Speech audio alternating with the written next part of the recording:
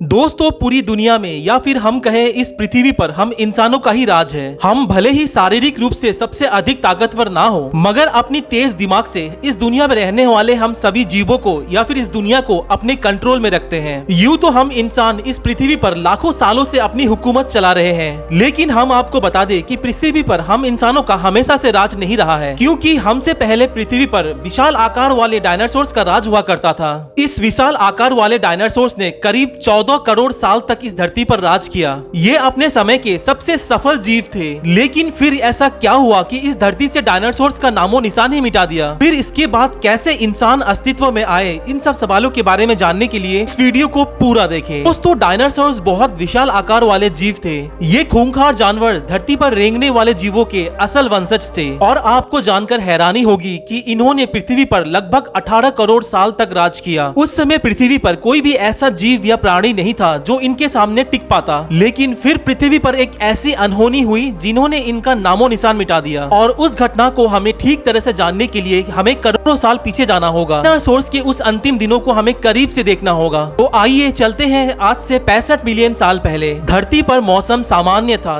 चारों ओर सूरज की रोशनी बिखरी हुई थी। ये सभी जीव धरती पर आराम से अपना जीवन बिता रहे थे। तभी 15 किलोमीटर व्यास वाला एक विशाल एस्टेरॉयड अंतरिक्ष से पृथ्वी की तरफ 22,000 मील प्रति घंटे की रफ्तार से बढ़ रहा था। जब ये एस्टेरॉयड पृथ्वी से 3,84,000 किलोमीटर की दूरी पर था, तब धरती से शायद डायनासोर्स का अंत ना होता, यदि ये एस्टेरॉयड पृथ्वी के उपग्रह चांद से ना टकराता। लेकिन नियति को कुछ और ही मंजूर था, इसीलिए ये बड़ा एस्टेरॉयड चांद के बिल्कुल नजदीक से गुजर गया। उसके बाद ये एस्टेरॉयड धरती के वायुमंडल में प्रवेश कर गया। जब ये पृथ्वी के वायुमंडल के संपर्क में आया, तब इसकी रफ्तार अचानक 70,000 किलोमीटर प्रति घंटे की हो गई। पृथ्वी के वायुमंडल में घुसते ही घर्षण की वजह से ये एक भयानक आग के गोले में बदल गया, और इस गोले की चमक इतनी ही अधिक थी कि धरती में टकराने से पहले ही हजारों जीव इस आग के गोले को देखते ही अचानक अंधे हो गए थे। कुछ ही क्षण में ये एस्टेरॉयड मैक्सिको की खाड़ी के जमीन में टकराता है, और लगभग 35,000 डिग्री सेल्सियस की ऊर्जा वाला एक भयंकर विस्फोट होता है। इस टकराव वाली जगह पर लगभग 180 किलोमीटर चौड़ा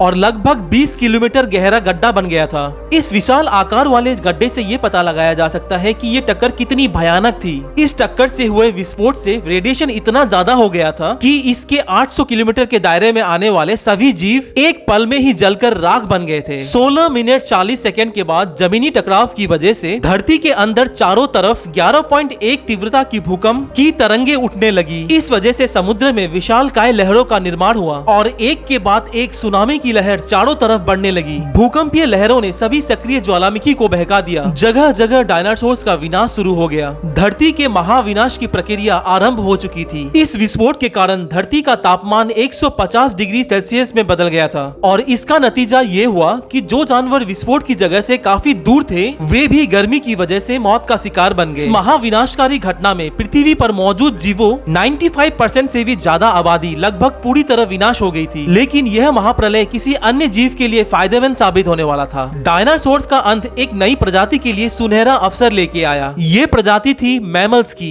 मैमल्स यानी स्तनधारी जीव, जिन्होंने खुद को इस महाविनाश से बचा लिया था, क्योंकि गर्मी से बचने के लिए ये जमीन के अंदर रहने लगे थे, और जिंदा रहने के लिए इन्होंने सब कुछ खाना शुरू कर दिया। इतने बड़े महाप्रलय के गुजरने के बाद धरती फिर से सामान्य हो गई थी, और जीवन जीने लायक हो गई थी, और सतह पर फिर से नए पेड़ पौधे उगने लगे थे। इस नए समय में हमारे प्राचीन पूर्वज समय के साथ साथ विकसित हो रहे थे। इस नए समय में हमारे प्राचीन पूर्वज समय के साथ साथ विकसित हो रहे थे। अब ये आकार में पहले से काफी बड़े हो चुके थे, परंतु अब भी ये दिखने में हमारी तरह बिल्कुल नहीं लग रहे थे, क्योंकि इन्हें आगे चलकर कई अन्य प्रजातियों में विकसित होना था। आज से करीब 4.7 करोड़ साल पहले धरती का वातावरण अभी की तरह बन गया था। इस वक्त धरती का तापमान 24 डिग्री सेल्सियस था। धरती का एक दिन करीब 24 घंटे का होता था। इस वक्त धरती के पूरे महाद्वीप जाने पहचाने थे। केवल एक नए भूभाग की रचना बाकी रह गई थी। धरती के टेक्टोनिक प्लेटों में एक बार फिर से हलचल हुई। धरती के दो बड़े बड़े द्वीपों को एक दूसरे के पास ले जा रही थी। यही वो भूभाग है जिसे आज ये वीडियो देखने वाले अधिकतर लोग रहते हैं। यही है इंडिया, जो एशिया महाद्वीप की ओर तेजी से बढ़ रहा था। इन दोनों द्वीपों के आपस में टकराने की वजह से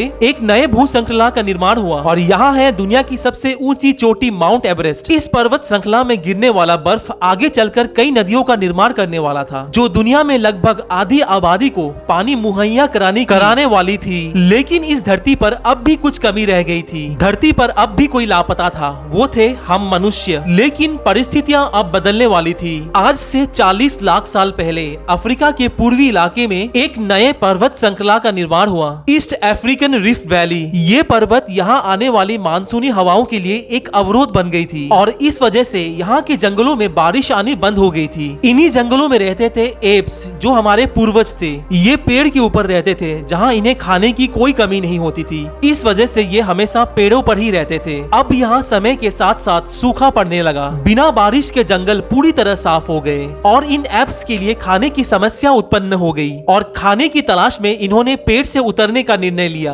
आगे चलकर ये एप्स जगह और जलवायु की वजह से बदलने लगे। कुछ चिंपांजी और गोरिल्ला में विकसित हुए और कुछ इंसानों में विकसित होने लगे। वे पूरे अफ्रीका में फैले हुए थे। कई हजार साल के विकास क्रम के दौरान हमारे पूर्वज अब 2 पैरों में चढ़ने लगे थे। अब इनका दिमाग भी तेजी से बढ़ने लगा था। समय के साथ साथ विकास की प्रक्रिया भी चलती रही। अब हमारे पूर्वज आपस में एक साथ मिलकर रहने लगे थे। धीरे धीरे उन्होंने आग का आविष्कार भी कर लिया था। अब हमारे ये पूर्वज अन्य जानवरों से ज्यादा होशियार थे। तब के हमारे उन पूर्वजों को होमो सेपियंस कहा जाता था। हमारे पूर्वज मिलजुल कर रहने वाले पहले जीव थे। आज से लगभग 2 लाख साल पहले कई सालों के विकास क्रम के बाद हमारा अस्तित्व शुरू हुआ। तब के हमारे उन पूर्वजों को होमो सेपियंस कहा जाता था। होमो सेपियंस यानी बुद्धिमान जीव। हमारे पास धरती के सारे जीवों के मुकाबले में सबसे बड़ा दिमाग था। इसी तरह पूरी दुनिया में लोग फैलने लगे। इसी तरह लोग पूरी दुनिया में जा जाकर बसने लगे। अब धरती के हर कोने में इंसान रहते थे। अब धीरे धीरे विकसित होते होते हमने अपनी आवश्यकताओं के मुताबिक खेती शुरू कर दी। हमने कस्बों और शहरों का निर्माण शुरू किया और उसके बाद हमारी सभ्यता और संस्कृति का जन्म हुआ। हमने विज्ञान और गणित का इस्तेमाल शुरू किया, जिससे हमें भविष्य में जाने के लिए ऊर्जा और तकनीक मिली। ये है हमारा समय। अब हम पूरी तरह विकसित हैं। अब हमारी तरह इस धरती पर अब कोई जीव नहीं। आज हम ये जानते हैं कि हम कौन हैं और कहां से आए हैं। ये तो अभी हमारी शुरुआत है। हमारा सफर अभी खत्म नहीं हुआ है। हमें अभी और आगे जाना है और आने वाली चुनौतियों का सामना करना है और खुद को और विकसित और आधुनिक बनाना है। तो दोस्तों, आज के इस वीडियो में इतना ही। और हमारी ये वीडियो पसंद आई हो आपको तो इस वीडियो को सब्सक्राइब जरूर कर दीजिएगा। धन्यवाद।